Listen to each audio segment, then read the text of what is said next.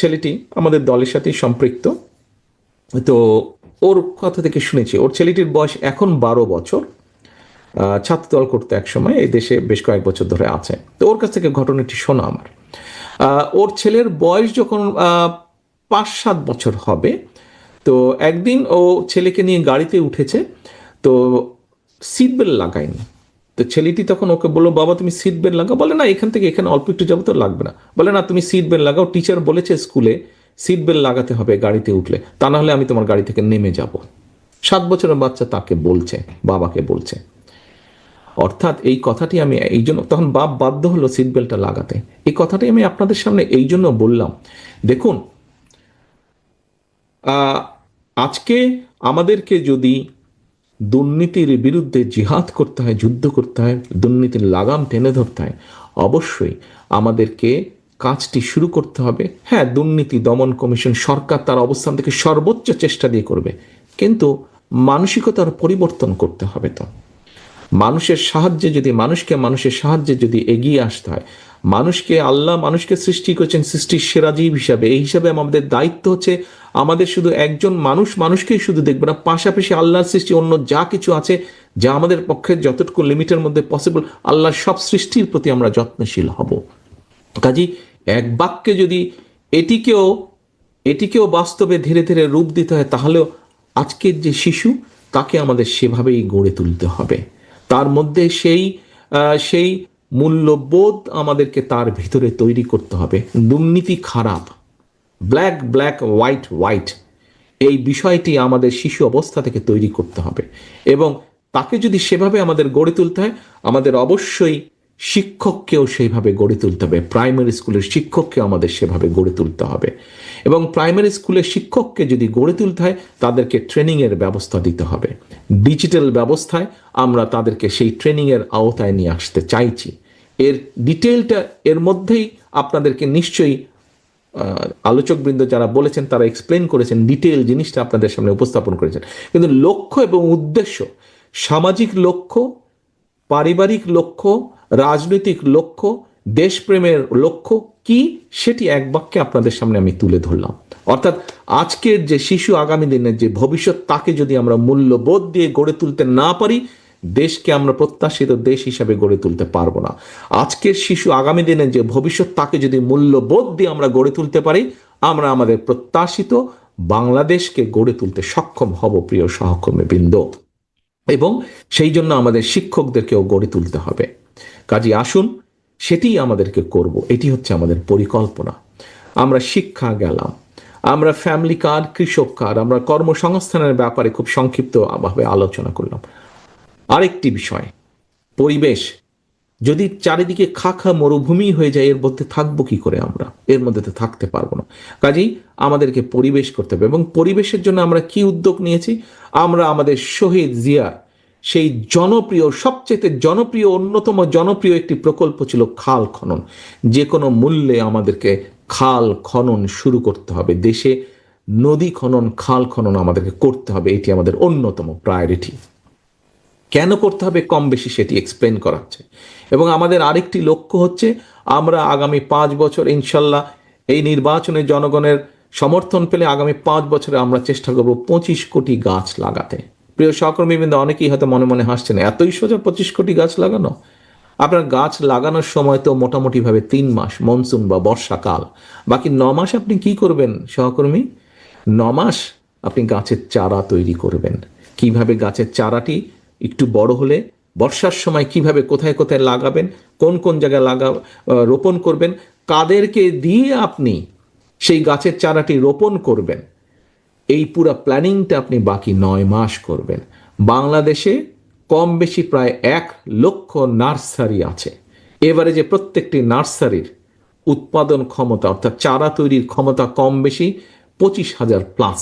25,000 চারা, 20 থেকে 25,000 চারা অন এন এভারেজ প্রত্যেকটি নার্সারি তৈরি করতে পারে। কাজেই আমরা যদি হিসাব করি, তাহলে আমরা দেখে নিতে পারি মোটামুটি বছরে 4 থেকে 5 কোটি চারা আমরা উৎপাদন বা তৈরি করতে সক্ষম হব।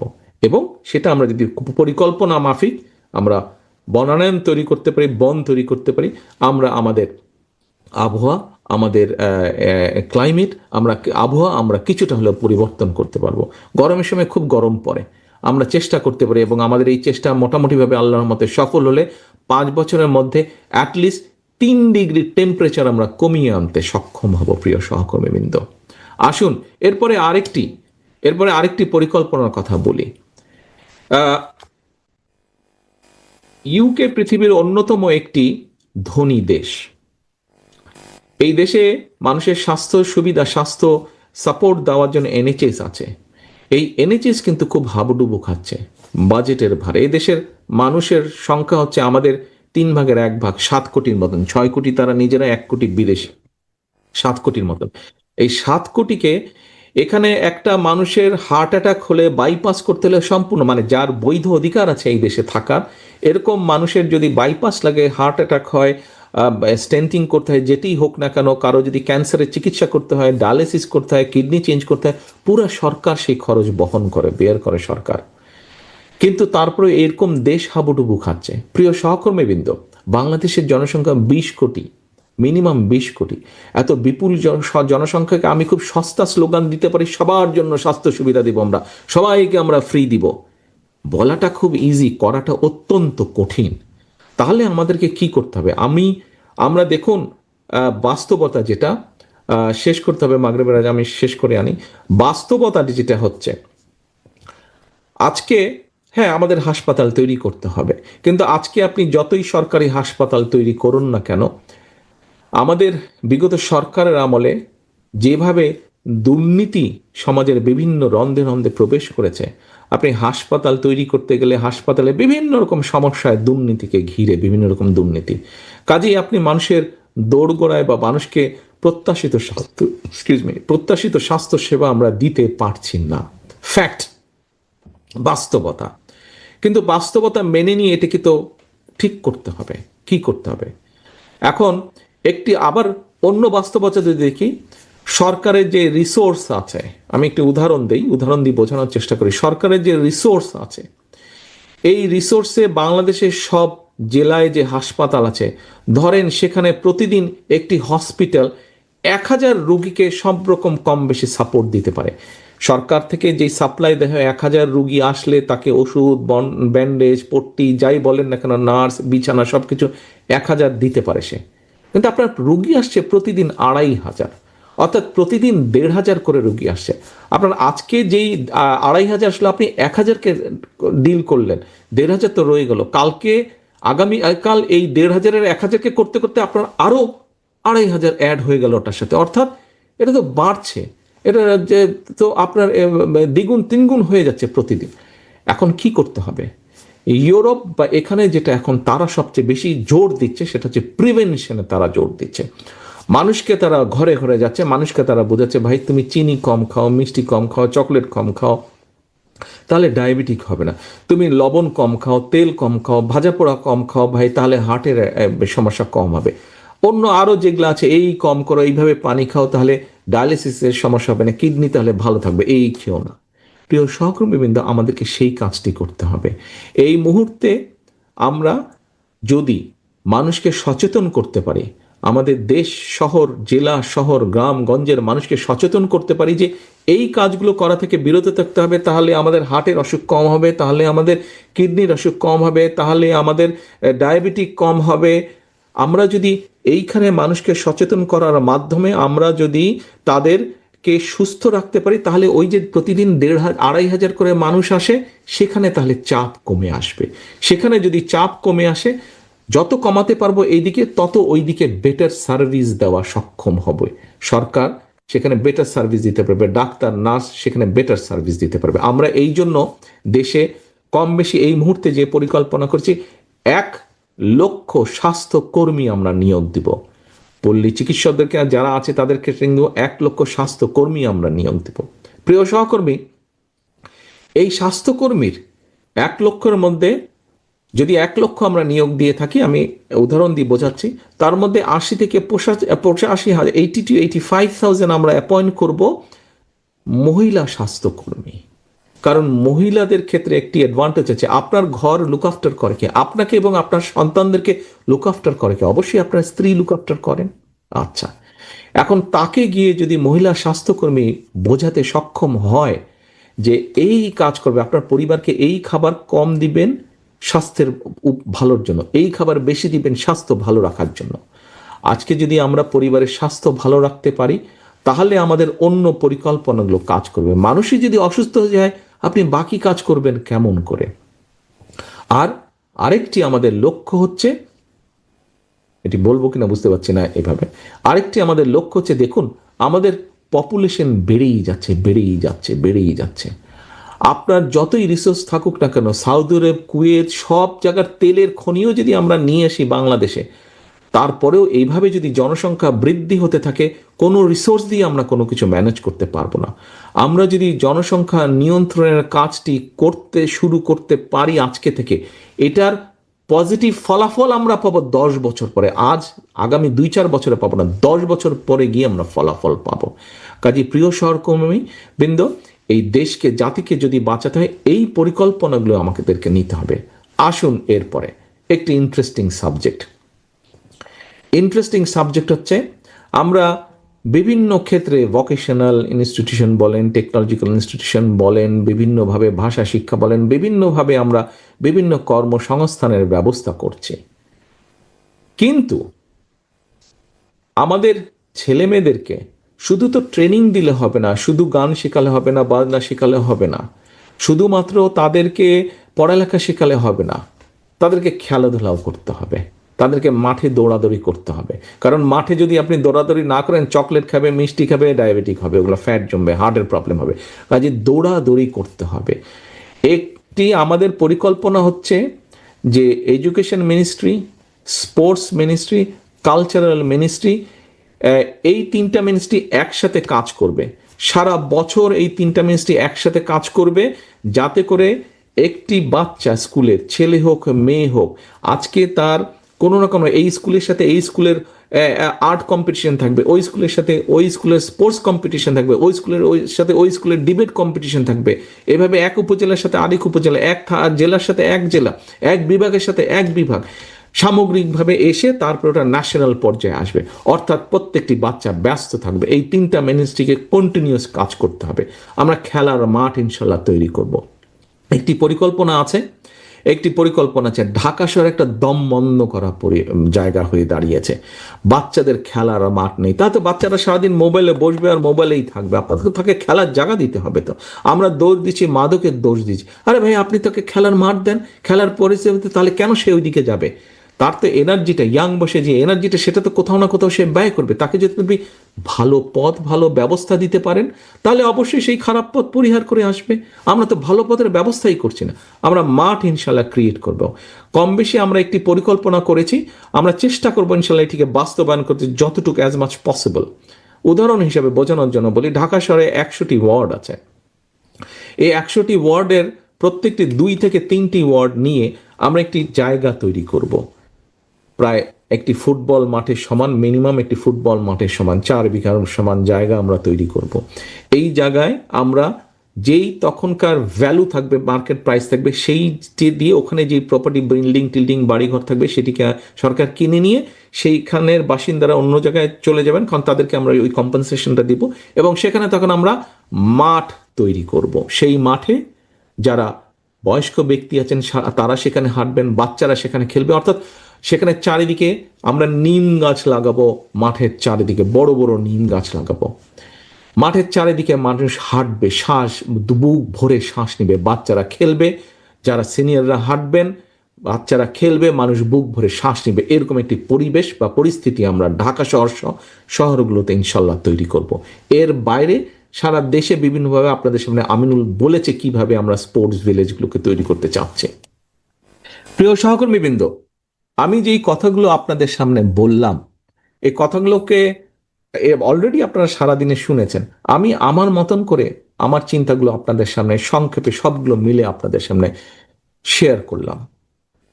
প্রশ্ন একটি এবার আপনাদের কাছে, আমার কথাগুলো শুনতে কি খুব খারাপ লেগেছে? আচ্ছা, আমার এই পরিকল্পনা বা এই চিন্তা ভাবনাগুলোর সাথে আপনারা কারা কারা একমত যে আমরা এগুলা করতে চাই? ওয়াও, ধন্যবাদ, হাত নামান। বাবুল তো দেখলাম 2 হাত তুলে ফেলেছে, ভাই 1 হাত তুললেই হতো তোমার। আচ্ছা, তো এখন বিষয়টি হচ্ছে যে যদি আপনারা সকলে একমত হয়ে থাকেন, প্রিয় সহকর্মীবৃন্দ একটু মনোযোগ দিয়ে শুনবেন, যদি আপনারা মনে করেন যে এই যেই পরিকল্পনাগুলোর কথা বললাম, এই পরিকল্পনাগুলোর যদি আমরা 40% অ্যাচিভ করতে পারি, তাহলে দেশের মানুষের এবং দেশের ভাগ্যের শুভ পরিবর্তন হবে। এটা কি আপনারা বিশ্বাস করেন? এই কথাগুলো শোনার পরে বিশ্বাস করেন? করেন? আচ্ছা, ঠিক আছে, ধন্যবাদ। যদি বিশ্বাস করে থাকেন, দেখুন রাজনৈতিক কর্মী তো মাঝে মাঝে ফাট করে হাত তোলা অভ্যাস, হুট করে তুলে দেন, কিন্তু হুট করে তুলবেন না, বুঝে তুলবেন। আপনাদেরকে আমরা মগজে দিতে চেয়েছি, এখন মগজ থেকে এটা হৃদয়ে নিতে হবে। সারাদিন যা শুনেছেন, যা বুঝেছেন, মগজ দিয়ে বুঝেছেন, এখন মগজ দিয়ে এটাকে হৃদয় দিয়ে এখন ধারণ করতে হবে। যদি হৃদয় দিয়ে ধারণ করে থাকেন, তাহলে আমরা আজকে এখানে আমন্ত্রণ জানিয়েছি কৃষক দল এবং যুব দলের জেলা বা উপজেলা পর্যায়ের নেতৃবৃন্দকে। আপনারা আর 5-7 মিনিট পরে আপনারা এই ঘর থেকে বেরিয়ে যাবেন। আস্তে আস্তে হয়তো আজকের মধ্যে অনেকে চলে যাবেন, না হলেও কালকে চলে যাবেন। আপনাদের হাতে আমরা একটি ফোল্ডার দিয়েছি, ফোল্ডারে অল্প হয়তো 5 পিস করে প্রত্যেকটি আছে। এইটি নিয়ে আপনি যদি ঘরে রেখে দেন, এইটি নিয়ে নিজেই যদি বগল দাবা করে চলে যান, কোনো লাভ নেই। আপনার উপলব্ধি কোনো লাভ নেই, আপনার বোঝার কোনো ফায়দা নেই।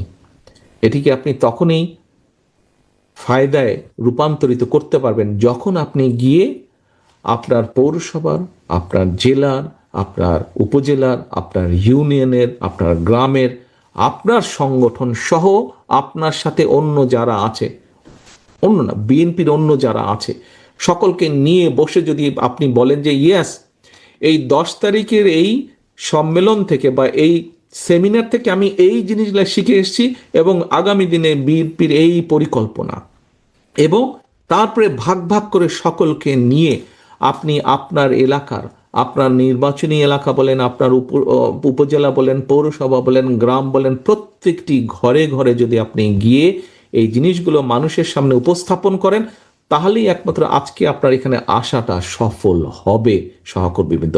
তা না হলে সম্পূর্ণ আপনার এই আশাটা ব্যর্থ হয়ে যাবে, আপনার এখানে দুপুরের খাওয়াটা ব্যর্থ হয়ে যাবে, আপনার আসা যাওয়ার ভাড়াটা ব্যর্থ হয়ে যাবে।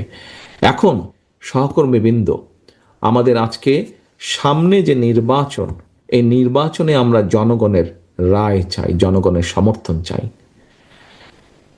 পত্রিকার পাতা খুললে, রেডিও টেলিভিশন খুললে বহু ডিবেট চলতে থাকে, বহু ডিবেট। এর এটা ভালো না, ওর ওটা ভালো না, এটা খারাপ বলেছে, ওটা খারাপ বলেছে, ও খারাপ লোক, ও খারাপ লোক। আসুন আমরা এর থেকে বেরিয়ে আসি। আমার ধারণা, আমরা রাজনীতিবিদরা যাদেরকে সাধারণ মানুষ বলে গণ্য করি, আমরা রাজনীতিবিদরা যারা সাধারণ মানুষ বলে যাতে গণ্য করি, এই সাধারণ মানুষরা এইসব ডিবেট শুনতে শুনতে শুনতে ফেড আপ হয়ে গেছে। এটা হচ্ছে আমার আমার আমার স্টাডি, এটা আমার আমার আন্ডারস্ট্যান্ডিং। মানুষ ফেড আপ হয়ে গেছে এইসব ডিবেট শুনতে শুনতে। আমার ধারণা মানুষ একদম ক্লিয়ার রাস্তা দেখতেছে। ওকে, তুমি রাজনৈতিক দল, তুমি নিজেকে ডিমান্ড করছো তুমি বাংলাদেশের জনপ্রিয় দল, তুমি নিজেকে ডিমান্ড করছো তুমি সবচেয়ে বড় দল, তাহলে বলো তুমি আমার জন্য কি করবে, তোমাকে যদি আমি সুযোগ দেই। আমার তো মনে হয় মানুষ বোধহয় এখন সোজা স্ট্রেট কাট এই কথাই বলছে। প্রিয় সহকর্মীরা, 8টা বিষয় আপনাদের সামনে উপস্থাপন করেছি, আপনারা হাত তুলে বলেছেন এই প্রত্যেকটি বিষয়ে যদি আমরা 40%ও ইমপ্লিমেন্ট করতে পারি, তাহলে বাংলাদেশের মানুষ, যাদেরকে আমরা জনগণ বলি, তাদের এবং দেশের ভাগ্যের পরিবর্তন হবে। তাহলে মানুষ যে তর্ক বিতর্ক, কথা ঝগড়াঝাঁটি শুনতে শুনতে বিরক্ত, আমার নিজেরই বিরক্ত লাগে তো মাঝে মাঝে, এই যে যেসব কথাবার্তা আমার নিজেরই বিরক্ত লাগে। তাহলে বুঝেন সাধারণ মানুষের কতটা বিরক্ত লাগতো। আরে ভাই, তাকে বলতে হবে আপনি কিভাবে আইন শৃঙ্খলা ব্যবস্থা ঠিক রাখবেন। বাংলাদেশে গত বছর 7,000 মানুষ রোড অ্যাক্সিডেন্টে মারা গিয়েছে, একটা আশ্চর্য ব্যাপার। 30,000-এর মতন মানুষ পঙ্গু হয়েছে রোড অ্যাক্সিডেন্টে, 30,000-ই খুব সম্ভব বোধ হয়, 30,000-এর মতন মানুষ পঙ্গু হয়েছে বিভিন্নভাবে। আপনি চিন্তা করতে পারেন ওই পরিবারটার কি অবস্থা, যে আজকে অ্যাক্সিডেন্ট করে মারা গেছে তার পরিবার কি অবস্থা, যে একমাত্র আর্নিং মেম্বার যে ছিল সে পঙ্গু হয়ে বসে আছে। এটা কেমন সড়ক ব্যবস্থায়, সড়ক অবস্থায় এইভাবে এত দুর্ঘটনা কেন ঘটবে? এটাকে বন্ধ করতে হবে। তো দুর্নীতির জন্য lakh lakh crore crore billions of dollars পাচার হয়ে গেছে। হ্যাঁ, আমরা জানি কারা পাচার করেছে, কি কেন পাচার করেছে, কারা করেছে, যেটা এটাকে তো বন্ধ করতে হবে। তো আপনাকে স্বাস্থ্যসেবা যেগুলো নিয়ে আপনারা আলোচনা করেন, মানুষ এইগুলো জানতে চায়, মানুষকে বলতে হবে ইয়েস আমি করব, আমি এই করব। সহকর্মীবৃন্দ, এই যে বললাম একটু আগে ডিবেট হয়, পত্রিকার পাতা খুলে সব জায়গায় ডিবেট হয়। আজকে আপনাদের সামনে রাজনৈতিক দল হিসেবে বিএনপি আপনাদের সামনে, এবং আপনার দল আপনাদের সামনে, আপনার দল আপনার সামনে আজকে যে স্ট্রেইট কাট প্ল্যান আপনার সামনে উপস্থাপন করলো, দেখান তো পত্রপত্রিকা খুলে, বক্তৃতা বিবৃতি দেখান তো আর কোন রাজনৈতিক দল এই মুহূর্তে যারা বাংলাদেশে আছে তারা কোন রাজনৈতিক দল এরকম প্ল্যানিং দিয়েছে? কোন রাজনৈতিক? ইয়েস, কোন রাজনৈতিক দল আপনাকে কোনো প্ল্যান দিতে পারে নাই, দেশের মানুষকে কোনো প্ল্যান দিতে পারে নাই, পরিকল্পনা দিতে পারে নাই যে দেশকে আমরা কিভাবে সামনের দিকে এগিয়ে নিয়ে যাব। একমাত্র বিএনপি আপনার দল দিয়েছে। কাজেই এখন আপনার বসে থাকার সময় নেই, এখন আপনার বসে থাকার সময় নেই, আপনাকে যুদ্ধে নেমে পড়তে হবে। This is a war, this is a battle. আপনাকে এই যুদ্ধে নেমে পড়তে হবে। কি যুদ্ধ? মানুষের পক্ষে, মানুষের জন্য, দেশের পক্ষে, দেশের জন্য। কারণ আমাদের কাছে প্রথম বাংলাদেশ, আমার শেষ বাংলাদেশ, আমাদের কাছে সবার আগে বাংলাদেশ। এই যুদ্ধে ঝাঁপিয়ে পড়তে হবে আমাদেরকে। এবং এই যুদ্ধে যদি ঝাঁপিয়ে পড়তে হয়, এই যে দেশ গড়ার পরিকল্পনা, এই দেশ গড়ার পরিকল্পনা শুধু পরিকল্পনার মধ্যে রাখলে হবে না। বাংলাদেশে বহু প্ল্যানিং হয়েছে, কিন্তু প্ল্যানিংই রয়ে গেছে। আমরা আমাদের প্ল্যানিংকে বাস্তবায়ন করতে চাই। জনগণকে সাথে নিয়ে আমরা যেরকম আন্দোলন সফল করেছি, জনগণকে সাথে নিয়ে আমরা আমাদের এই আটটা প্ল্যানিং আমরা জনগণের স্বার্থে আমরা বাস্তবায়ন করতে চাই। বাস্তবায়ন আমরা কাজ শুরু করব, আমাদের পরবর্তী জেনারেশন এটাকে কন্টিনিউ করবে। এটা সফলতার কোনো মার্ক নেই, এটা চলতে থাকবে। জনগণের স্বাস্থ্য ব্যবস্থা উন্নয়ন হতে থাকবে, শিক্ষার স্বাস্থ্য ব্যবস্থা উন্নয়ন হতে থাকবে, কর্মসংস্থানের ব্যবস্থা হতে থাকবে। কাজ আমরা শুরু করব। কাজে আসুন, এই কাজ যদি শুরু করতে হয়, জনগণকে সাথে নিয়ে শুরু করতে হবে, জনগণকে কনভিন্স করতে হবে, জনগণকে বোঝাতে হবে, দেখাতে হবে। পারবেন এই কঠিন কাজ করতে? পারবেন? ফোল্ডারটা নিয়ে দয়া করে ছাপিয়ে ঘরে রেখে দিন না, ডেস্কের কোনায় বা আপনার স্টাডি টেবিলে বা খাটের কর্নারে রেখে দিন না, সাইড টেবিলে। ফোল্ডারে যা দিয়েছি, যার পক্ষে যত সময়, যে 10টি ছাপাতে পারবেন 10টি ছাপাবেন প্রত্যেকটি, যে 100টি পারবেন 100টি ছাপাবেন প্রত্যেকটি, যে 1000 পারবেন 1000 ছাপাবেন প্রত্যেকটি। ছাপিয়ে আপনার অন্য সহকর্মী যে আরো কয়টি আপনাকে ছাপিয়ে সহযোগিতা করে, তার সহযোগিতা নেন। দলের শুভাকাঙ্ক্ষী আছে, তাদের সহযোগিতা নেন। ভাই, আমাকে 10,000 কপি ছাপিয়ে দেন। আপনার প্রত্যেক এলাকায় এরকম বহু শুভাকাঙ্ক্ষী আছে যারা দল করে না, কিন্তু ধানের শীষে ভোট দেয়। তাকে বলুন যে আমার এই জিনিসগুলো জনগণের দোরগোড়ায় পৌঁছাবো, আমি তো ছাপাতে পারছি না, আপনার তো সক্ষমতা আছে, আপনি আমাকে দয়া করে যদি একটু ছাপিয়ে দেন, এই আমাকে যদি প্রত্যেকটি 10,000 করে, 5,000 করে, 2,000 করে ছাপিয়ে দেন, আমি অন্তত 10,000 লোকের কাছে রিচ করতে পারবো। তাহলে আমার পরিকল্পনাগুলো, দলের পরিকল্পনা মানুষের সামনে নিয়ে যেতে পারবো। পারবেন এই কাজটি করতে? আসেন, এবার শুধু পারবো বললে হবে না সহকর্মীবৃন্দ, করতে হবে, কাজটি করতে হবে, এর কোনো বিকল্প নেই। আদারওয়াইজ এই দেশ এবং জাতি ধ্বংস হয়ে যাবে। আমরা যদি সজাগ না হই, আমরা যদি এই যুদ্ধে মাঠে নেমে না পড়ি, এই দেশ ধ্বংস হয়ে যাবে। এই দেশকে প্রত্যেকটি বার আপনার দল রক্ষা করেছে। ইতিহাস ঘটন তাহলেই বলেন, প্রত্যেকটি বার রক্ষা করেছে। শহীদ জিয়া, খালেদা জিয়া যতবার দেশ পরিচালনার দায়িত্ব পেয়েছে, তার আগে দেশের কি অবস্থা হয়েছে। এখন শহীদ জিয়া এবং খালেদা জিয়ার দায়িত্ব আপনাদের কাঁধে এসে পড়েছে। এই দেশকে আপনাদের রক্ষা করতে হবে, প্রত্যেককে উঠে দাঁড়াতে হবে, ঘর থেকে বেরিয়ে যেতে হবে, মানুষের কাছে যেতে হবে, দোরগোড়ায় যেতে হবে। তাহলেই আমাদের পক্ষে সম্ভব। আসুন, মাগরিবের টাইম হয়ে গেছে, কম বেশি সকলেই মাগরিবের নামাজ পড়বেন, এলাকায় ফিরে যাবেন। ফিরে গিয়ে দয়া করে বসে থাকবেন না, ফিরে গিয়েই পরিকল্পনা করুন। যেতে দরকার হলে আপনার নেতা সহকর্মীদের সাথে কথা বলুন, এই পেয়েছি, কিভাবে প্ল্যানিং করব মানুষের কাছে যাবার জন্য, ব্যবস্থা করো। আসো, আলোচনা করো, বাসে বসে বসে, ট্রেনে বসে বসে, প্লেনে বসে বসে আলোচনা করে ফেলেন কিভাবে প্ল্যানিং সাজাবেন। ধানের শীষকে জিতাতে হবে, এর কোনো বিকল্প নাই। ধানের শীষকে জিতানোর মাধ্যমে জনগণের যে পরিকল্পনা, জনগণের পক্ষের যে পরিকল্পনা, সেটিকে বাস্তবায়ন করতে হবে, এর কোনো বিকল্প নাই। ধানের শীষকে জেতানোর মাধ্যমে দেশকে রক্ষা করতে হবে। প্রথম বাংলাদেশ, আমার শেষ বাংলাদেশ, এবং সবার আগে বাংলাদেশ, নো কম্প্রোমাইজ। আল্লাহ হাফেজ। বাংলাদেশ জিন্দাবাদ, বাংলাদেশ জাতীয়তাবাদী দল জিন্দাবাদ।